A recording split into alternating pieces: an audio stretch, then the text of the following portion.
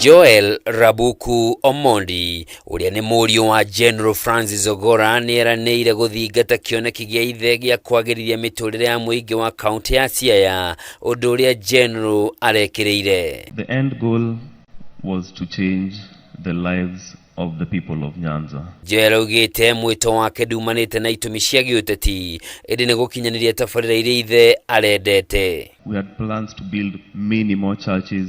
We had plans for everyone to have clean water. You don't have to be a politician to make a difference to your country. You don't. Joel uria wonekanire gukirira atongoria mwena ucio ni gutirika mũingĩ uria wa macagũrire riu ni oritie mũtongoria wa bũrũri Ndagĩtarĩ William Ruto na thirikari yake mamunyite mbaru gukinyaniria kĩoneki gĩkĩ. Sometimes the politicians make so much noise but the results we can't see them. And kelele ni mingi lakini kazi saa zingine ni kidogo. And that one I'm not afraid of saying.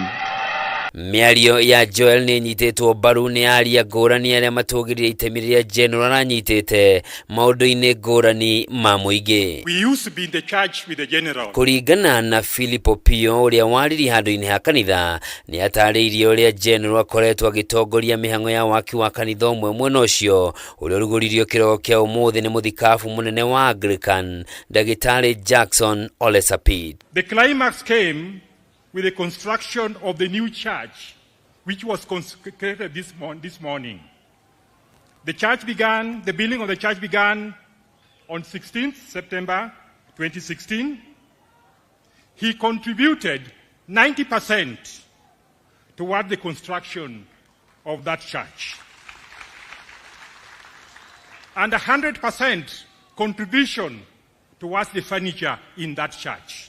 Mĩario o ta ĩno nĩ ĩgwetetwo nĩ mũmbunge wa Lego Isonga Samuel Atandi ũrĩa augĩte General akoragwo mũhari-inĩ wa mbere gũteithia mũingĩ wa mwena ũcio ona gũtuĩka ndarendaga ngumo gũkũ nake mũrũ wa nyina agĩtarĩria ũrĩa arateithagĩrĩria atumia a ndigwa na ciana cia ngoriai. And I began to interest him on some of the things we could do, but he told me that we will work together with you, but I don't want people to know that I'm the one who's doing all these projects. So there are so many projects which General Ogolla did around here, especially in the school that he went to, Nduru Primary School. He came one day and he began to innovate the old school. He was also making sure that he sent something to the widows who were in his hands. There were over 30 widows. He also made sure that the students who are orphans in the area never missed their education.